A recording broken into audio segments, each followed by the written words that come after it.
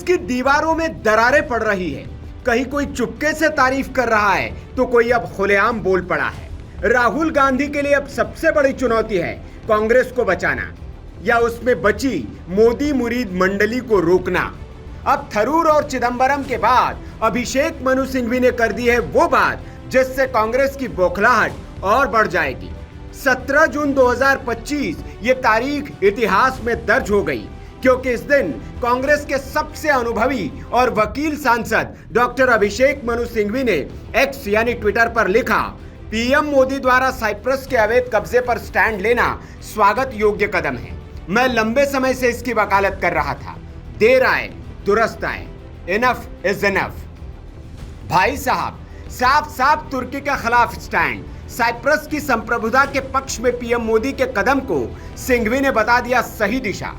जिस विदेश नीति पर कांग्रेस गला फाड़ फाड़ कर सवाल उठा रही है, मोदी की उसी विदेश नीति की तारीफ कांग्रेसी ही कर रहे हैं, वो भी अनुभवी और पुराने कांग्रेसी। थरूर तो मोदी की विदेश नीति के पहले से दीवाने हैं और वो दीवानगी को जाहिर भी कर चुके हैं। अब सिंघवी हो गए हैं। इधर जयराम रमेश गला फाड़ कर चिल्ला रहे हैं कि भैया मोदी की विदेश नीति खराब है।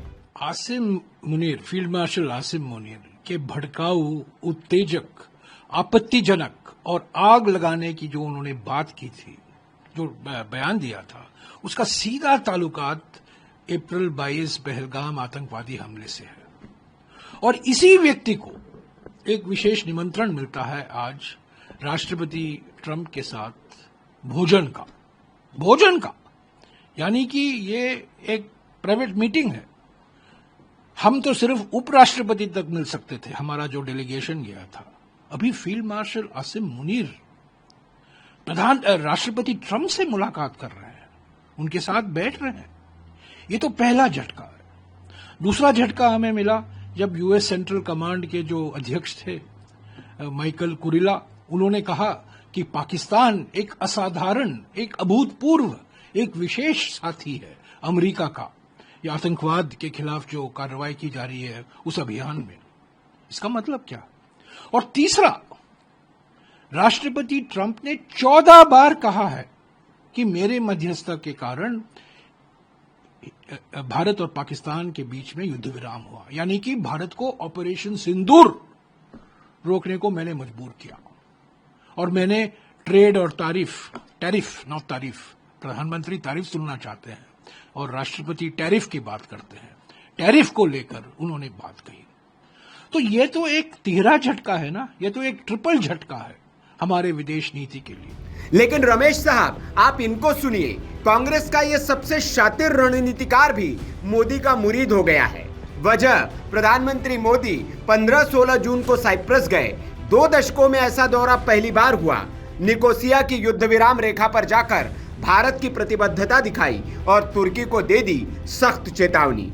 1974 में तुर्की ने जबरन कब्जा किया था साइप्रस का उत्तरी हिस्सा और आज भी खुद को बताता है तुर्की गणराज्य उत्तर साइप्रस। पर भारत ने दिखा दिया अब मौन नहीं रहेगा, खुलकर बोलेगा, मजबूती से बोलेगा और पीछे नहीं हटेगा। अब बात करते हैं कांग्रेस की मोदी मुरीद मंडली की। शशि थरूर पीएम मोदी को करिश्माई नेता बता चुके हैं। पी चिदंबरम 370 पर सरकार की रणनीति की तारीफ कर चुके हैं। ज्योतिरादित्य सिंधिया तो पहले ही पाला बदलकर मोदी टीम में आ चुके हैं। मिलिंद देवड़ा पीएम मोदी के इंफ्रास्ट्रक्चर नीति को सराह चुके हैं और अब कांग्रेस छोड़ शिंदे शिवसेना के साथी हैं। और अब अभिषेक मनु सिंघवी भी इस लाइन में आ चुके हैं, खुलेआम कर रहे हैं विदेश नीति की तारीफ। यह है कांग्रेस का वो तबका जो कहता कुछ है, सोचता कुछ है और करता क्या है, वो मोदी जी की तारीफ। कांग्रेस हाईकमान बुरी तरह से फंसी है। राहुल गांधी मोदी के विदेशी दौरों को इवेंट मैनेजर बताते हैं, पर उन्हीं की पार्टी के सीनियर लीडर पीएम की विदेश नीति को बता रहे हैं साहसिक और स्वागत योग्य। अब सवाल बड़ा है, क्या कांग्रेस अब एक विचारधारा नहीं बल्कि मिश्रित मतों का पुलिंदा बन चुकी है? जब विपक्ष की सबसे बड़ी पार्टी के दिग्गज नेता ही मोदी की नीति, सोच और दृष्टिकोण को सही बताने लगे तो समझ लीजिए देश की दिशा बदल रही है और कांग्रेस के भीतर भी एक अघोषित घर वापसी शुरू हो चुकी है। राहुल गांधी अब किस किस को रोकेंगे? देश आगे बढ़ रहा है, दुनिया भारत की बात सुन रही है और अब विपक्ष भी कह रहा है मोदी है तो मुमकिन है। अब आप बताइए, क्या कांग्रेस में बगावत की शुरुआत हो चुकी है? कमेंट करके जरूर बताएं। Bureau report, VK News. VK News, राष्ट्र के नाम।